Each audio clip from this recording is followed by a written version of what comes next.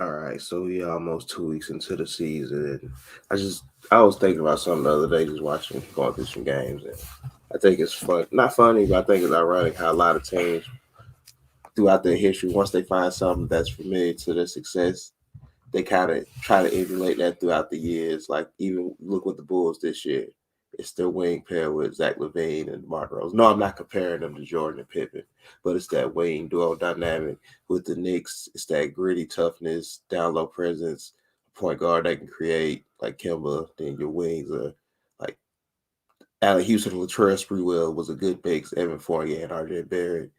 Like the Lakers, a dynamic big man with a playmaking wing or a playmaking point guard, and I just see that.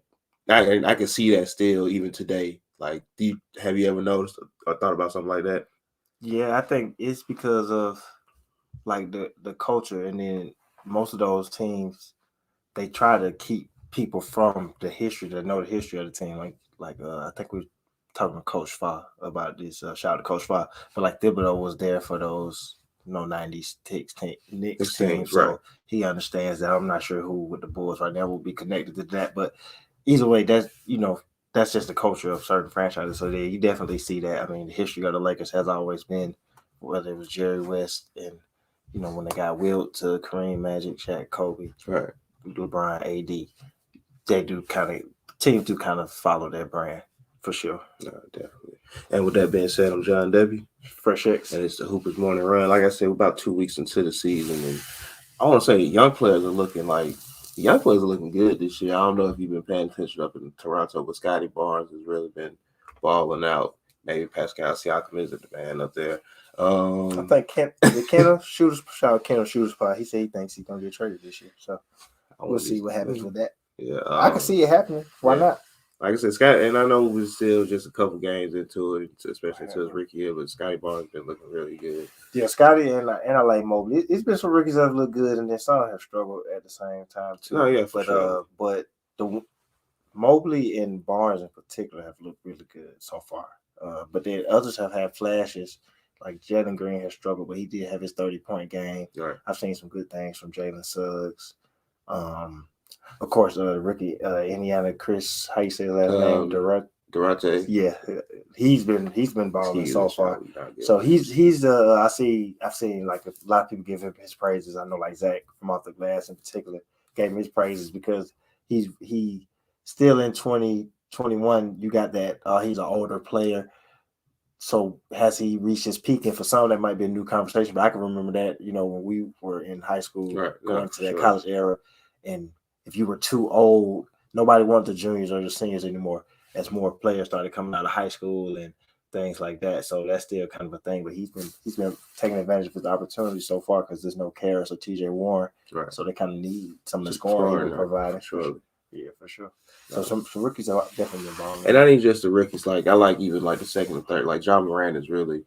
I think John Moran is taking that leap. And All-star this year. For sure. I have been seeing posts about can he take that third year leap? And they was comparing it to the Westbrook and Derrick Rose third year leap. Of course, you can't compare Derrick Rose on MVP. Nah, yeah, but it was just taking that leap in his third year, and John Moran is definitely taking that leap. Like I said, I know early on when people was asking the question who could be a first time All-Star this year, you were one of the first people to say Ja.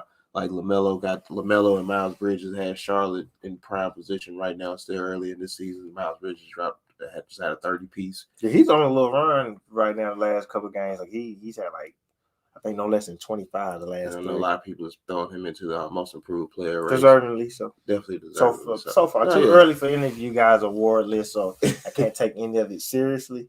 But Miles Bridges, the way he's playing, if he keeps it up and Charlotte keeps winning, we're gonna be hearing his name at the end of the season. No, sure. And another young team, the Minnesota Timberwolves, with their young big three all healthy. I think a lot of people saying is even last year with them on the court. Like they might not be a playoff team, but they can definitely win some games. They're gonna be fun to watch. No, they should be a playoff team. They should because you got the wild card or the play-in, as the NBA calls it.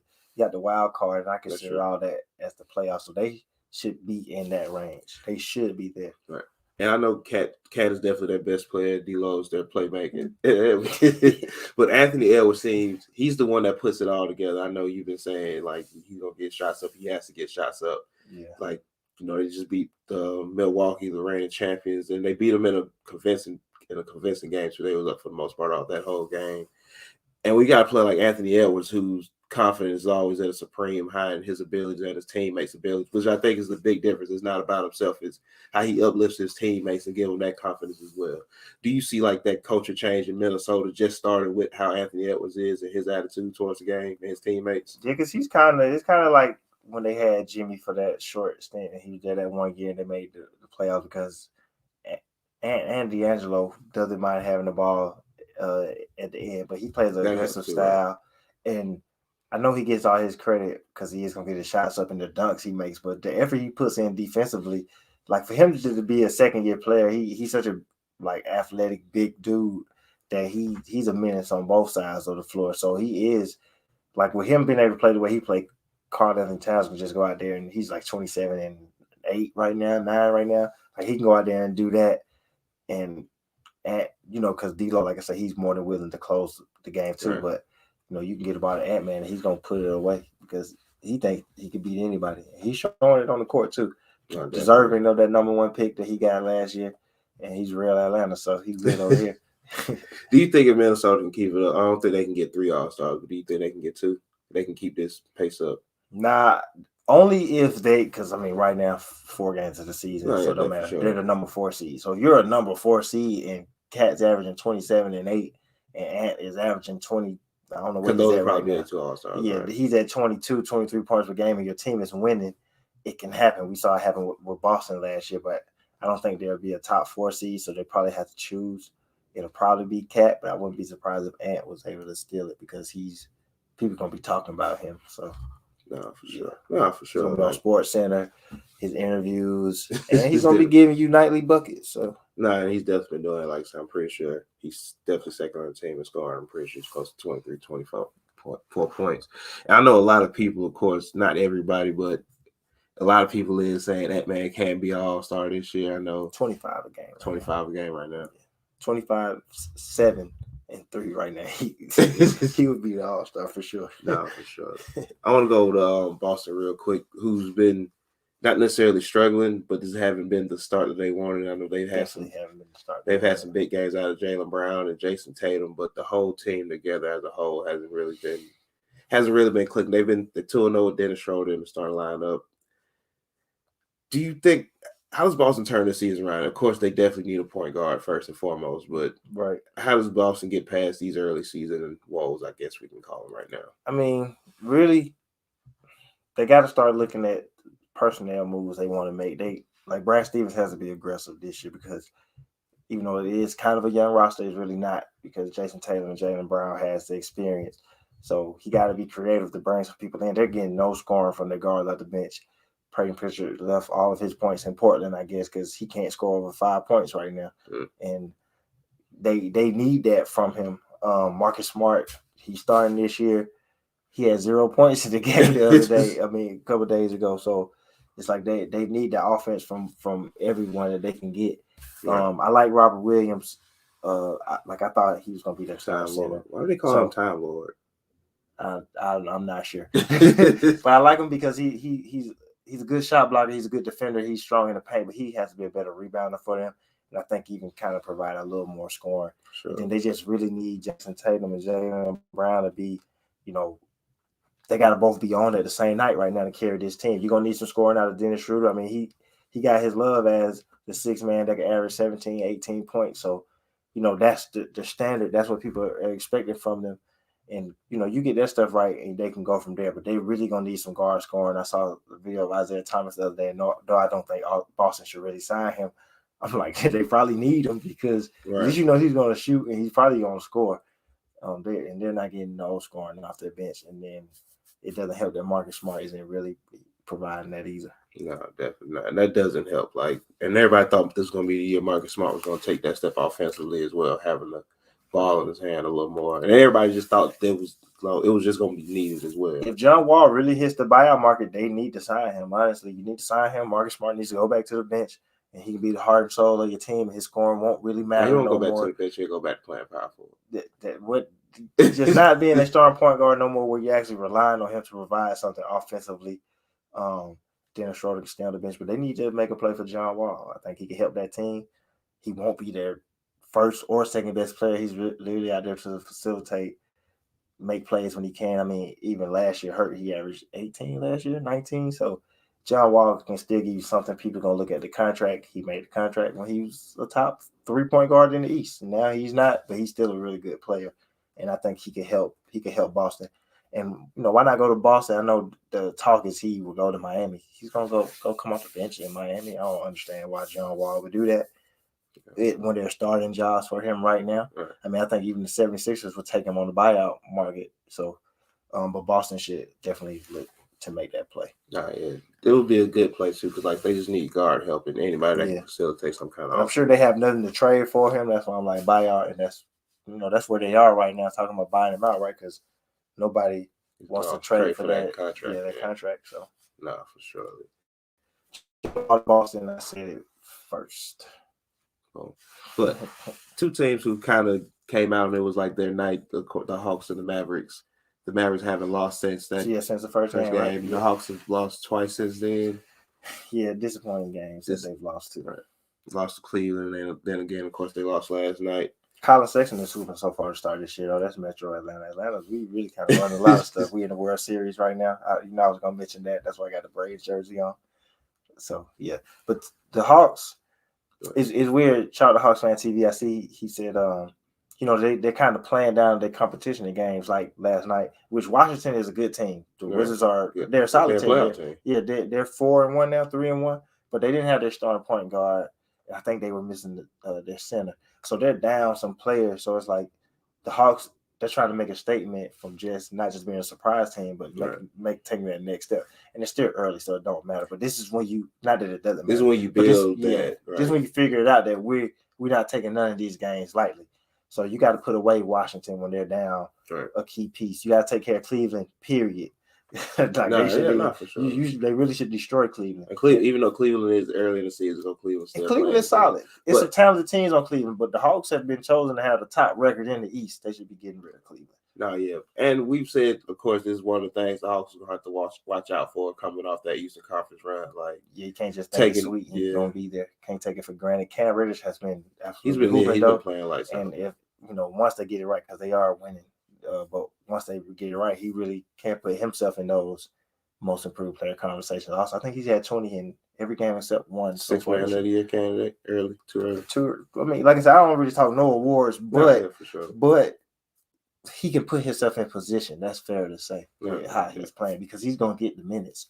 And Cam's whole thing has been health and confidence, and he got both right now. So for sure. Nothing gonna stop him coming out that bench. And like I say, the Mavericks haven't lost since that first game against the Hawks. What changes what do you think's been the difference since that first game? Of course, just making sure DeAndre Hunter not guarding Luka. I mean, of course, definitely that. Luka has been better. But honestly, I can't really say what I think has been different. I just think Luka has been better. They play some games they can win. Because I'm not saying what I want out of Porzingis right now. Just being honest, I just think Luka has been better so far. I'm sure the teams are contributing, obviously, but I still don't love Dallas right now. I still think they need to make some moves, especially because Porzingis didn't play last night, but they can't be missing players. He's not on the way too early, but he's not on the trend to be an all-star this year. That's what they need out of him. That's what you're paying him to be. He's there to be Luka's sidekick, but also to be able to take over possessions of games you should be able to just go to Porzingis 3-4 minutes. Like we're playing through you. And it should be easy, but it's not so far. So, of course, as we all know, they changed they made some changes to the foul rules this year. And, of course, they thought some players they thought was going to fake Trey and Luka haven't looked too bad with that rule change. But James Harden is out. Trey did say that they are missing calls out there. They're going to always miss calls. I think he said that last night. They're going to miss. There's going to be some calls missed. That's going to always be a thing. But James Harden is shooting a career low at this point, 3.5 free throws. At this point, I think the most he shot in the game is 4. Yeah. I don't think he scored 20 at all this year. I think he's at like 18, 8 and 7 this year. Still close to a triple-double. Sounds about right. And, of course, I know this is a tired discourse, but James Harden does have more career free throw attempts than he does field goals. And when a player, we all can say James Harden did he figured some stuff out in the rules and he got away with some stuff. Yeah, he took advantage of the rules. Do you think? Hello, and of course he coming off rehab, so he didn't really get to play this off season doing Which pickup is a stuff. fact. That's a fact too, and it matters. How long do you think it's going to take James Harden to really adjust to it once he gets healthy and back in shape and ready for basketball? About 10, 15 games in, like he's working things out right now. He'll figure it out. I guarantee you by the end of the season, he's still gonna be averaging about 6, 7 free throws a game. Probably down from where he's usually at, but he's still gonna be up there in free throws. His scoring is gonna go up. I don't even think he's necessarily scoring. So even though his scoring, I think is gonna go up, I'm not thrown off by him trying to facilitate more than score. You got the best player in the league on your team, so KD is gonna get buckets. I think he's definitely averaging around 30 right now. So it is just a matter of trying to figure out the officiating, because at the end of the day, that's how he played. That is how he plays his game. So figuring out that, but he's gonna have those nights where he's gonna go off from three, and it's just gonna happen. He's just getting their rhythm. It's one of those early things where I'm not worried about James Harden. But it is the free throws are telling, because he would be getting some of these calls that he's not getting. So that's not nothing. But I think he's gonna figure it out. But just to stick with the Brooklyn Nets, they have been kind of struggling to start this year off a bit. They lost last night to the Miami Heat. Wait, who the Brooklyn Nets? Oh, Brooklyn, yeah. To see them and the Lakers are kind of still struggling early on to see those two who everybody Brian right now. Right, everybody thought those were the early favorites to go to the NBA championship this year, but it is a long season. Still favorites, I would say, especially with the Lakers is more so. Is the LeBron injury something, or is it nothing? Is it early season? He kind of sore, so we're gonna rest him. But this also goes to my point that I made on one of our shows the other day. I don't know what it was. That Anthony Davis got to be their best player, and he got to really, he got to step up. You got to be aggressive. Yeah, you got to be aggressive. And luckily, those nights when you don't have LeBron, Westbrook can turn it up another notch. Which he has. But you do still want LeBron out there, because you want LeBron and Westbrook to figure their thing out too, because they're going to be on the court together. But they'll figure it out. I don't think LeBron's even it's sore. I just think this is when you could steal time and let him sit, so he can really. You rather him sit now than sit at the end of the season, right? So if it's sore, go ahead and take a break. We don't even have our whole team yet. A lot of people sitting out early on in the season as well. Yeah, because you got to. Everybody talked about it all last year, but this offseason is just as short. Kind of this last one is because they want to get back to the regular schedule. Right. So they, you kind of push this off season a little forward, because the injury that LeBron got is from the injury from last year. Yeah. James is talking about rehabbing from last year. So both of those teams will be okay. And then with the Nets, it's still a matter of how they thought they were going to have Kyrie this year, and then that all got thrown off because of the rules. That's not even an NBA rule. So it's trying to figure that out. I think I've said it on one of our shows. They need to start LaMarcus Aldridge. I don't know if it's because of his, why he had to retire or whatever. Yeah. But LaMarcus should start, bring Blake off the bench. That instantly makes them better. And then from there, it is figuring out what this team looks like, because it's looking like you're not getting Kyrie this year. So it's kind of making the decision of what are they going to do as far as, do you trade him? Do you also play John Wall in the buyout market? Because I think John Wall is going to be a bigger commodity than most people may think, and even him. Because that's why I say I don't get why he choosing to come off the bench. But it's just a matter of time, though. Both of these teams are 5 games in. I'm sure we'll look up after 30. If after 15 games, and even then it's still too early. But after 15, 20 games, if the Lakers and the Nets are still struggling, then it's like, all right, some roster changes need to happen. And we know LeBron to trade everybody at the 20 game mark, so they better get it right. Melo has been hooping. No shout out to him, top 10 all time, number 9 all time in scoring, now past Moses Malone last week. Moses is everybody's favorite player to not talk about. He's your favorite player. He's your favorite center. 3 MVP. He's the least spoken about 3-time MVP in any sport, for real. No, for sure. I was just looking at the score list, and I find it you remember at one point it was only 4 players with 30,000 points. Yep. Now I think it's 8 now. Yeah, because it should be now LeBron, Jordan, Kobe, Kareem, Karl Malone, Dirk, Shaq. So yeah, it's getting up there. And Melo would be closer. I'm not saying he would be there, But if he didn't have his timeout, he'd be closer. No, So sure. shout out to Carmelo. We're doing Hooper's Room on him next week. So surely. Okay. Knicks and Bulls, like old school type rivalry. The Knicks, both teams are good this year. Chicago Bulls coming last night with 4-0. The Knicks had only one loss on the season. Joakim Noah night in Chicago. Did you see the quote that's going around that Joakim said on Derrick Rose towards ACL? It was like the Twin Towers going down. It's not funny, but it's like I could believe he said that too. Joakim Noah is dramatic. Yeah, I can believe it. But the Knicks come out with a close win.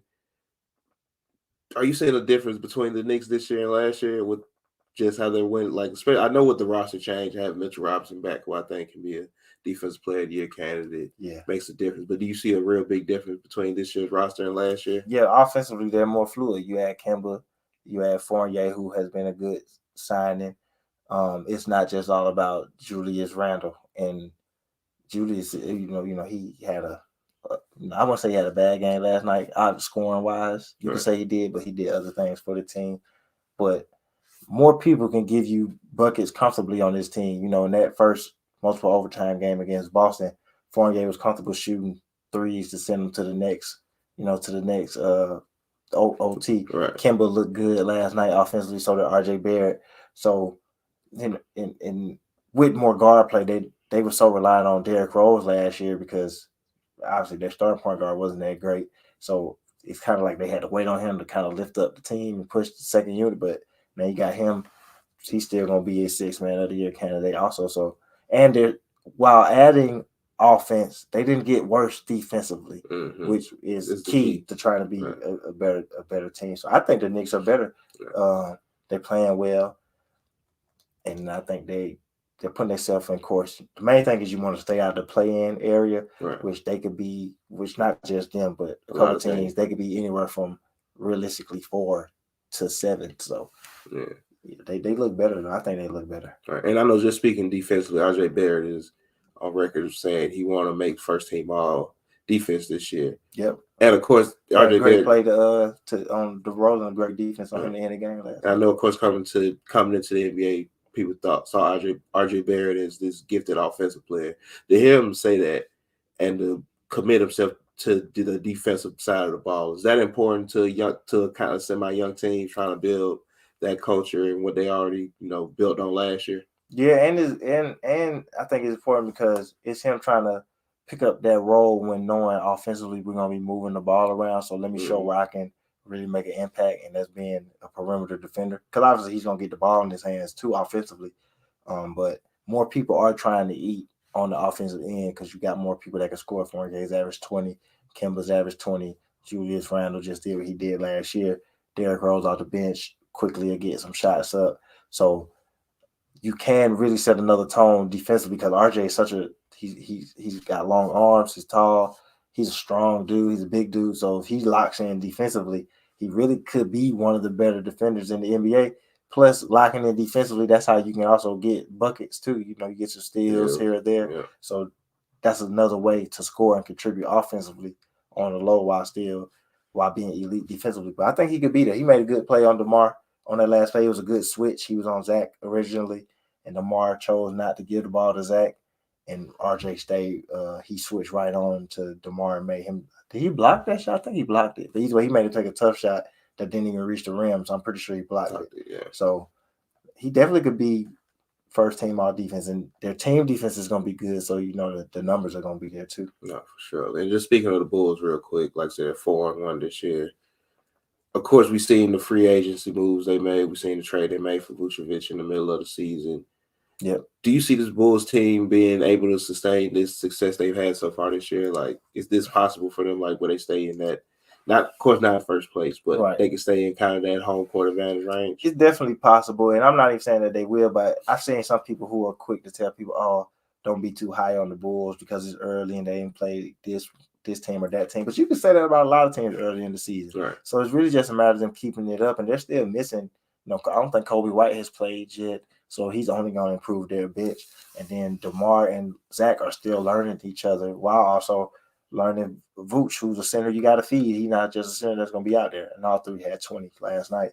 So they definitely, like Chicago's in that 4 to 7 range, even 3 to 7 range. They could be there because they have 3 potential all-star players. Not that they're going to get 3 all-stars, but Chicago probably will have 2 all-stars if they're at the top of the East like they are.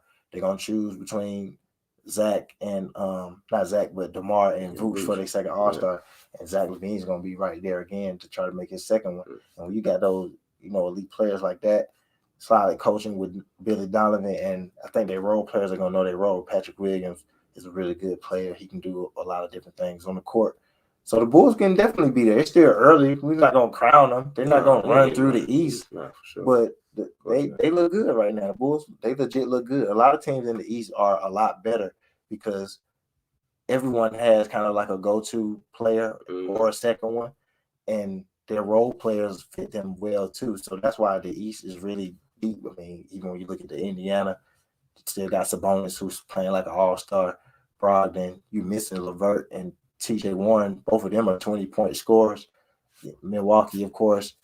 Philly is going to be a lot better than people probably predicted them to be this year, and they haven't even gotten Ben back or made a decision of who you trade him for. Brooklyn. So it's a lot of teams in the East or whatever. So the Bulls not staying top 3, top 4 don't mean that they are overrated. The East is just really deep. So.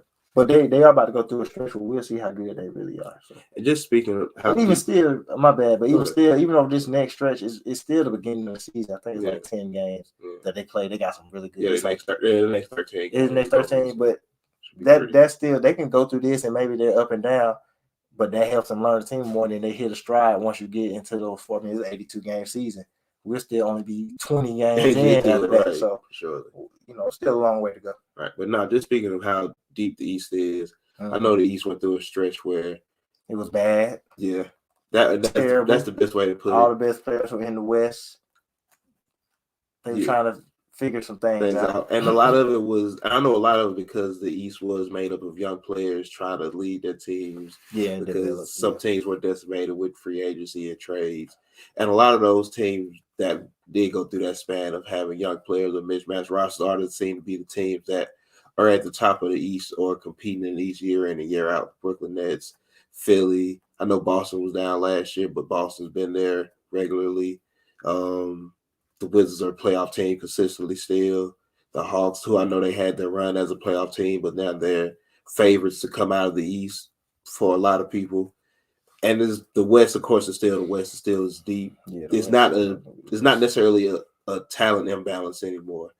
Do you think this is about as perfectly balanced as the NBA could be? Because I'm not speaking all big threes and all super teams and all that. Just how much talent is on both sides of the conferences, on both conferences. Yeah, this is about as even as it's been since maybe some of those earlier 2000 years, because you did go through this time where players were coming out and new players were coming in, and you went through those injuries that people went through because, Derrick Rose and Paul George getting hurt kind of affects things. And then you waiting on the younger players like Kyrie and folks like that to develop, while now these players are all older.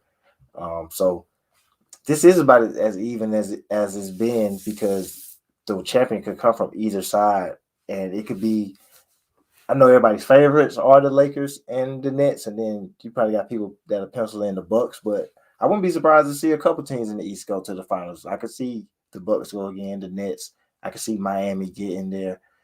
And the Hawks show last year, you get the right matchup, you put some wins together, you can get there. And then, of course, the West is always going to be open. Utah is good again, as expected. I think they're the last undefeated team. The Warriors are going to be better. We still don't know what the Clippers are for real. Then, of course, Paul George is balling right now. He is. Yeah, I think is he still leading the league in scoring? I think he's leading the league in scoring. But, Dallas, I don't believe in Dallas, but I wouldn't be shocked if Dallas went on a run when you got a player like Luka. So it's definitely a lot of talent in the league, and the talent is performing. The young players kind of came in more developed the last couple of years. But that's what happens sometimes. You go through a couple of years of a couple of bad drafts, bad situations, and then you get, the gems in those drafts, and then the next few you get some superstars, and that's where we get to where we at now. Because the last few, the top picks have all performed. When you really think about the last couple of drafts, even with somebody like Zion being hurt, that's 27 a game. If Zion's out there fully, I could see the Pelicans starting to get better, but you need him on the court. So for sure. And I want to end it right here because I think this is funny because I think it's funny how they start separating things like this. But Harrison Barnes hit his third career buzzer beater. Like it's not just a game winner anymore; it's a buzzer beater game winner. But for Harrison Barnes still to be able to hit that shot and still have that confidence, why isn't Sacramento a little bit better? Because Sacramento doesn't have a bad roster. If you think about some of the players, Sacramento don't have a plan. Honestly, they just kind of out there playing. They got these talented pieces, but what are they really doing around it? Why aren't they either like they? I just think they're not developed. Like they got Marvin Bagley. They're not really trying to move him, but he's not playing. You got young players that like De'Aaron Fox that are ready to take the next step. He probably needs some veterans around him, but he's not signing veterans. They just don't got a plan for what they want to do, honestly. And that's like always been the history of Sacramento Kings. Other than the few years when Chris Webber them went on their run, their history is terrible. Nobody wants to play there. They don't develop their players well, and the players they do develop, they leave and go somewhere else. And I mean, that's just it. They got a couple of young players on their team now who really they're gonna just start wasting away their years if they don't figure out what they want to do with them. I mean, Marvin Bagley. I mean, I don't get what they're doing with him, but the Harrison Barnes thing is funny because I can remember him coming out of high school, being the number one player in the country. Of course, he contributed to those Warriors team, but he had such a bad finals that year when they were 7-3-9. Not even just a bad finals. He was bad for the last couple of rounds of the playoffs. Really, it really kind of started at the end of the second round because he really didn't make nothing in the conference finals either. Yeah. And then the finals, he just was terrible. But he people did think he could be that player. Dallas gave him a max. So and he was that player in college for North Carolina. He was the first, like he was a player that people thought underachieved, and he was an All-American. So people always had kind of like high thoughts of Harrison Barnes. Sure. Preseason. It's because of how mature he's a grown man when he's like 17. College, yeah, first ever freshman preseason All-American. And most of that, it was with his game because obviously Harrison was super talented. Like he'd shake your hand and he'll dunk on you. But it's just because he was so mature. And I think that's what people really stuck to more than anything. I mean, he was a young dude named Harrison. He got no choice. You can't be immature to name Harrison. Like he was class president from the start. Got no choice. Like your name kind of made that decision for you. Right. But no, like I said, it's been a fun week and a half, 2 weeks of the NBA so far. Can't really tell anything because most teams are only 5 games in. Yeah. But I'm excited to see where the season goes, see if some of these young players can hold it up because, of course, as we know, as you get 20, 30 games in, you kind of lose your NBA legs and realize like this is a whole nother game stamina-wise and just having your body right. So hopefully they can keep it up, like I say, especially Evan Mobley and Scotty Barnes, who are playing the best right now, I think, of all the rookies. At some point, Golden State is going to add their 2 rookies and Clay and James Wiseman. Say Ja's just playing out of worldly right now. Definitely an all-star this year. Maybe sneak an all-NBA team in there. Hey, they Memphis top 5 right now. They finished in the top 6 this year. He's gonna be all-NBA. But Iverson 2.0, man. I've been saying that for about a year now. So anybody say that, just know I said it first. Long. I seen somebody ask that question on Instagram. It was the Q&E podcast. They was asked that. Like I was just thinking about like you had been saying that base since his rookie year, but you feel to see that a lot. Like what Iverson did with handling the ball, we gonna see that with Ja with the layups. Right, the layups, how he sets up his moves, and then the kids are gonna be drawn to him. They're gonna be drawn to his play style, personality, and Ja just like you can tell he's just a straight hooper. So hopefully Memphis keep putting the pieces around it because he's clearly elevating them to winning these games, being in the playoffs, competing for the playoffs his rookie year. So they keep building around him. Hey, Iverson got Philly to 1 finals. Ja, he's that player. I really think he is. But other than that, you got anything else? Nope. I only gotten in to promote Atlanta Braves World Series is 1-1. We're finna win 3 straight. First World Series since '95. We're bringing it back to the city. Shout out to Houston, but not this year. We said we don't want to see no Travis Scotts in the city until the World Series is won. So everybody get ready to get Travis Scott shoes. We don't want to see him until we win. Then he can come back. He can't even come here until we win the World Series. I had to throw that in there. So Braves one more time. This is the MVP Chipper Jones jersey. Throwback because that's real Atlanta. But other than that, as always, appreciate the viewers. We here every Friday for the Hoopers Morning Run, 9 a.m. on the Off the Ball Network's Facebook page, the Hoopers YouTube page, and the Hoopers Twitter page. Find us anywhere podcasts are available. Just search the Hoopers Pod. Go to YouTube, search the Hoopers Pod, hit subscribe. Got some content coming on there every Wednesday, halftime app, 6 p.m. Next week, we're doing Carmelo's Room. That's going to be a good one. Like we just said. Oh, no, he shot the air ball the other night. Yeah, hey, man, he ain't had LeBron pass me to him. He was a steal. He don't miss when LeBron passing it to him. But just moved into number 9, Carmelo Room next week.